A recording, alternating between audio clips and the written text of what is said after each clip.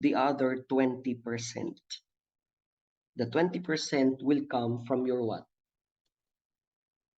The 20% will come from the different, not with regard to your districts, but with regard to your party list representatives. So kapag sinabi nating party list, okay, sir, were they elected from the so-called districts?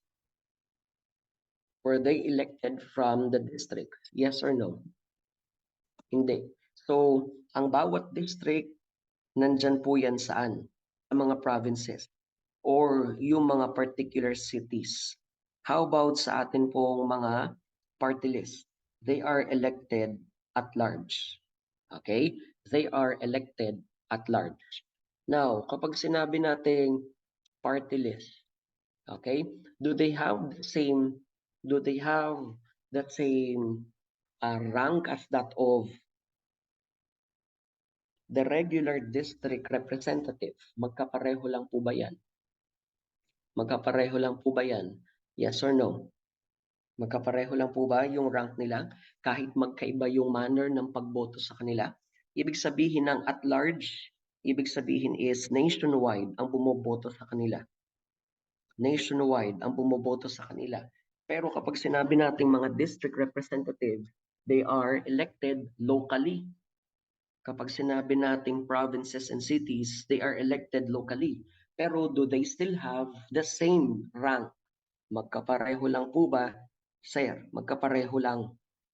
Kahit pa sabihing 80-20 yan. Okay? May mali ako. 350. This is only 250. Okay? Now, dahil sabi natin kanina, 250. Dahil sabi natin kanina, pwedeng itaas dahil naaayon po sa atin pong specific population. So, how about kapag ang tinanong sa atin is, as of the recent election, ilan po ang composition ng atin pong Congress? So, the current composition of Congress is So 24 plus 316. So ilan yan sa kabuuan? Okay? So yung 316 comes from the House of Representatives and the 24 comes from the Senate. So ilan lahat sila? So that is 340. So may pagkakataon po bang ang 340 na yan boboto as a whole? At may pagkakataon po bang ang 340 na yan magkahiwalay na boboto? Yes. Pero take note, sila ang magkatuwang sa tinatawag po nating paggawa ng batas. Now, sa paggawa ng batas dito sa ating bansa, what is the specific law na kanilang ginagawa? That is called as a statute. And the statute is designated as currently the so-called Republic Acts. Okay? The so-called Republic Acts. Okay? So now, kapag narinig po ninyo yung mga nabanggit dyan, House Bill and Senate Bills. Senate Bills, House Bills, are they laws? Senate Bills and House Bills, are they laws? Not yet. They are what? They are mere proposals. Okay? They are mere proposals. They are just yet to be passed as law. Okay? So, ibig sabihin, wala pa po yung visa. Wala pa pong effect. Wala pang kahit anong rights na pwedeng paghugutan mula dyan at wala pong kahit anumang obligation na pwedeng ibigay coming from a bill unless the so-called bill is now converted into a law after the process of lawmaking. Okay? So, it is Congress, it is legislative, so definitely what is the power of Congress? It is law making, law enactment. Pagbuo po ba ng batas? Yes. Okay? Now, silang gumagawa, silang bumubuo ng batas. Sila din po ba dito yung pwedeng magkaroon ng tinatawag po nating pagbabago? Sila po yung pwedeng mag-amend. Okay? Law amendment. Okay? Law amendment. No, hindi po kasama ang president sa pagbuo ng batas. He only signs the bill. so that it will now be converted into a law, sir. So definitely the function of the president is just what? After for approval. So after lawmaking, that is part of his approving power. He is not part of lawmaking. Otherwise, pwede niyang pinapakailaman yung ginagawa ng ating pong Congress. Okay? Now, kasama sa lawmaking, law amendment, ganun din po ba yung tinatawag nating law repeal? Law repeal. Yes. So sa pagbuo, pwedeng baguhin. Okay? Sa pagbuo, pwedeng baguhin. To make changes is to make amendments. Changes of major details. Okay? Changes of major details naman, ano po ang tawag natin dyan? We are talking about revisions. Pero kapag changes of minor details, okay, changes of minor details, we are talking it as amendment. Okay? Take note ha, kapag may changes, pwedeng dumaan sa revision or amendment. Pero kapag sinabi naman nating repeal, it is to make the law without any effect. Okay? Without any effect. Through a subsequent law. So para daw ipawalang bisa ang isang batas sa pamamagitan ng panibagong batas. So definitely, sir, part po ba yan ng kapangyarihan ng ating pong two houses of Congress? Yes. Hindi po, kababanggit ko lang, wala pong kapangyarihan ang ating pong president. Even if dumadaan sa kanya, he does not perform lawmaking. Wala siya niyan dahil hindi naman siya parte ng ating pong Kongreso. Okay? So take note ha, hindi dahil pinipirmahan ng ating pong presidente yung ginawa ng ating pong Kongreso, ibig sabihin lang yan is he now part of lawmaking? No. Take note, he only signs or he may accept or he may veto or reject the so-called bill. Pero ipepresent sa kanya, gawa na.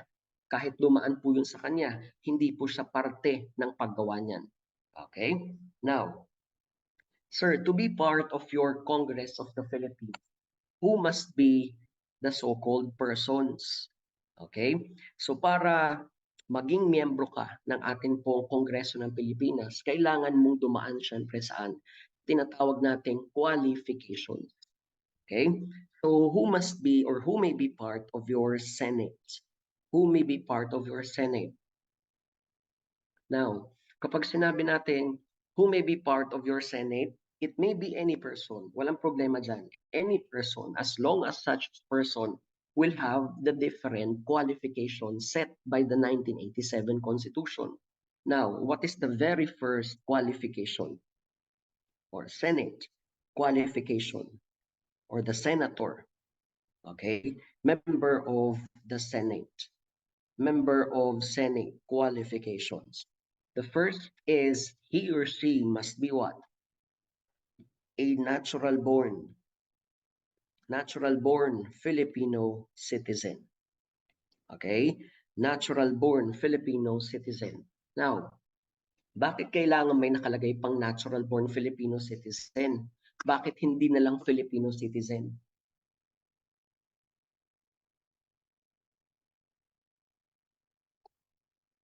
Bakit hindi na lang Filipino citizen? Magkaiba pa po ba yun? Yes or no?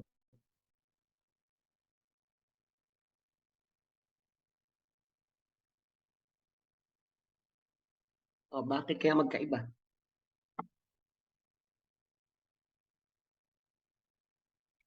Bakit po magkaiba? Not about the language, not just the language, yes, okay, but because there is another kind of Filipino citizen. Okay? Now, yung tinatawag nating versus the so-called naturalized Filipino citizen. Okay? Now, who are these persons, the natural-born Filipino citizens? Sila yung dumaan sa tinatawag po nating jus sanguinis principle. Okay? Sila yung dumaan saan? Sa jus sanguinis principle. So, anong tawag natin sa kanila? Bakit yan ay jus sanguinis principle? It follows the law, okay?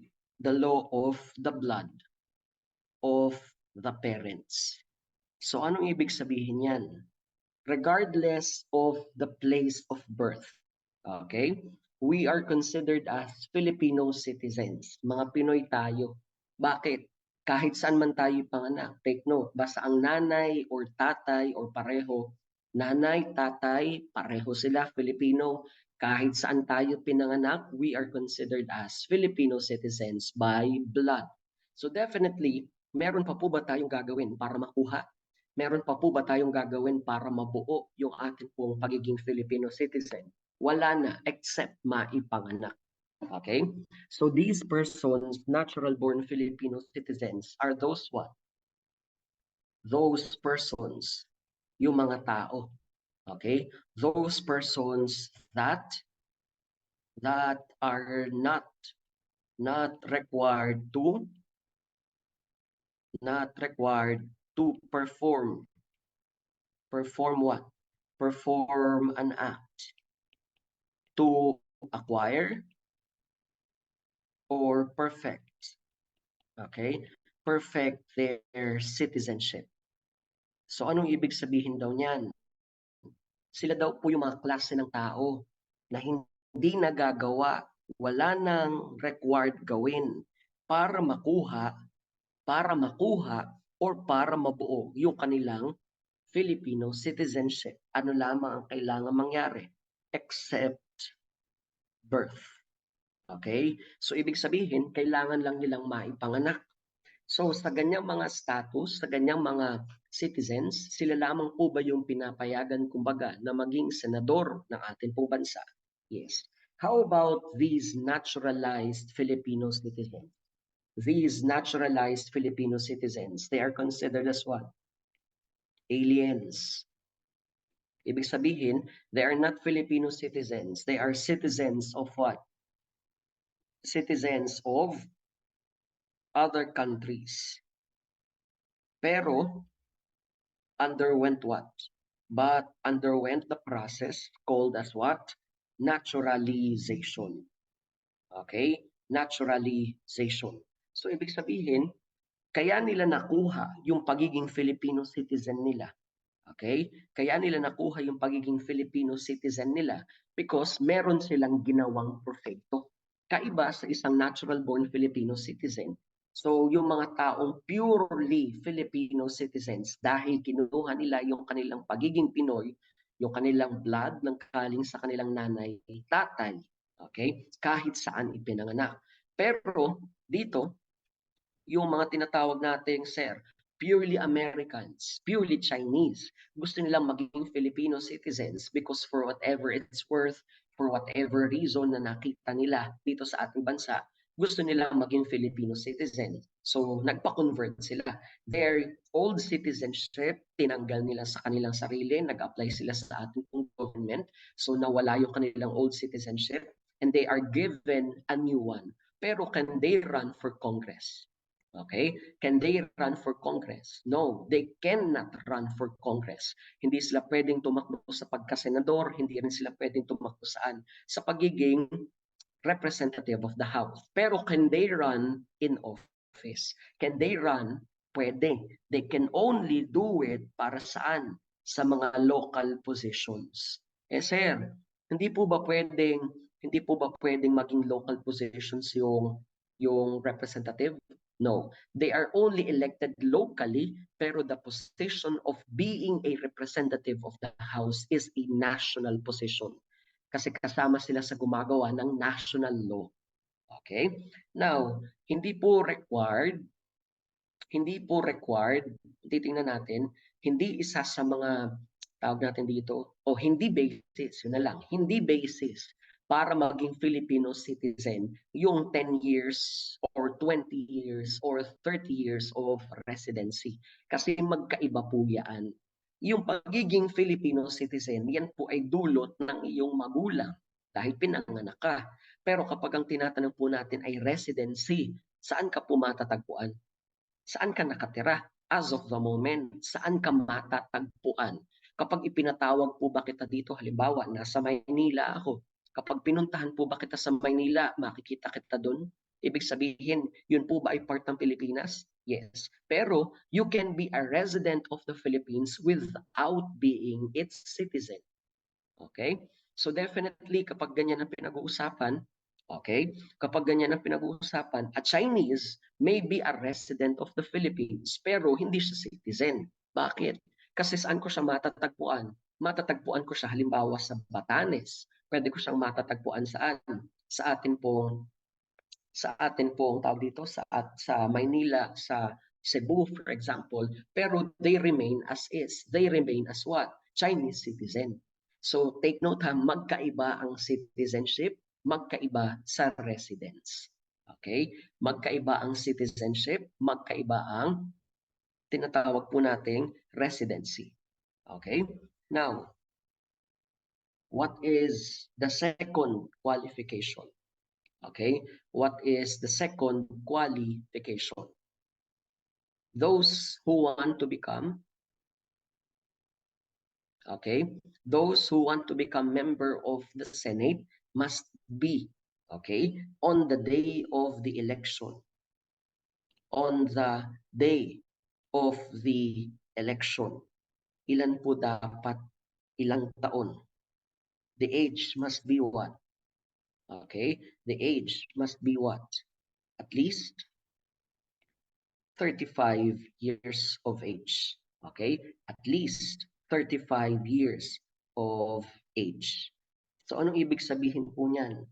At least, ibig sabihin, yan po ang minimum. Okay? Yan po ang minimum. So ibig sabihin, hindi pwedeng mas mababa pa dyan sa tinatawag po nating 35 years of age. Okay? So in this case, kapag involve ang atin pong 35 years, take note kung kailan po yan dapat on the day of election. So pwede ka po bang magkaroon ng pagiging 34, sabihin na natin, pagiging 34, sir, kung sa oras ng filing of the certificate of candidacy, nag-file ng kanyang application para makatakbo bilang isang kandidato, pwede po ba yan? Yes. Pero on the day of the election, kailangan po bang ma-ensure na siya po ay 35 years of age? Yes. Now, these persons, pwede po bang hindi nakatapos or dapat po nakatapos ng kanilang pag-aaral? Pwede po bang hindi nakatapos or dapat nakatapos ng pinag-aralan nila? Take note, kapag sinabi nating running for election, hindi required dito na maging PhD, hindi required na maging master's degree holder, bachelor's degree holder, or kahit ano pa yung degree na yan.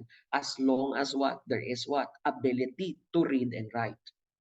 Okay? Able to read and write. Why? Because it gives what? Equal opportunities. Okay? It gives what? Equal opportunities. So definitely sa ganyang instance, kahit sino ngayon pwede na po bang kumandidato? Yes. Now, sir, how about the number 4 requirement? Now, kailangan po ba siya ay registered voter? Okay? Kailangan po ba siya ay registered voter? Yes or no? Yes. Okay?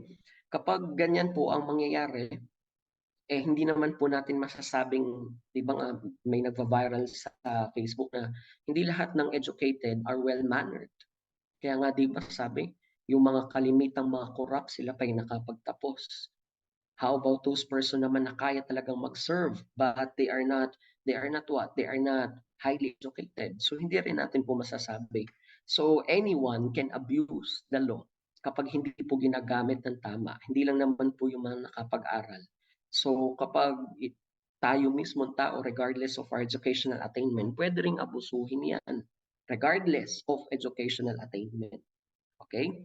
So, sa COMELEC naman, meron po silang pamamaraan kung paano po i-filter yung mga hindi talaga, kumbaga, karapat-dapat. Kaya nga meron po tayong tinatawag na nuisance candidate. Okay? So, yung pagiging hindi edukado that is required by the 1987 Constitution to give opportunities to all who want to serve in the public. Okay? or who want to serve in the government. So, hayaan natin sila because hindi naman po lahat sila is what? Nagiging final candidates for the election. Okay? Next, what is the fifth requirement? There must be the so-called residency. Take note ha, magkaiba yung residency sa tinatawag nating citizenship. So to become a resident of the Philippines for purposes of what? For purposes of running for the Senate, kailangan ilang taon? Resident of the Philippines for at least what? At least 2 years. Pero ang tanong, kailan dapat yung 2 years na yan? Okay? Kailan po dapat yung 2 years na yan? Kung titingnan po natin, kailan po yung 2 years na yan? Yung Congress po cannot add that particular qualification. Gustuhin man nila because Congress only only had its power, nanggaling lang yung kanyang kapangyarihan from the 1987 Constitution. Kaya nga sabi po natin kanina, the Congress did not make the Constitution. Only the people can change. So kapag nagkaroon ng tinatawag na ating charter change as approved by the people at kung ilalagay ang ganyang qualifications, then definitely saka lang pagbabawalan. Pero as long as 1987 Constitution is still standing as is, simula pa noong 1987, so hindi po natin pwedeng idagdag yung qualification na convicted, accused, investigated, or suspect because it will alter the qualification set by the Constitution. Kaya nga ang sabi niya ay equal opportunity. Again ha, I am speaking only of the law. Gustuhin ko man yan, gusto ko yan syempre dahil ang dami mga unfit to serve. Pero hindi wala tayong magawa because the 1987 is the supreme law. Kung anong sinet lang niyang qualification, yun lang ang hinahanap natin at least for what? At least for the positions na nakalagay sa Constitution. Okay? Mamaya po sasabihin natin yan. Kaya nga meron po tayong Constitution of Sovereignty.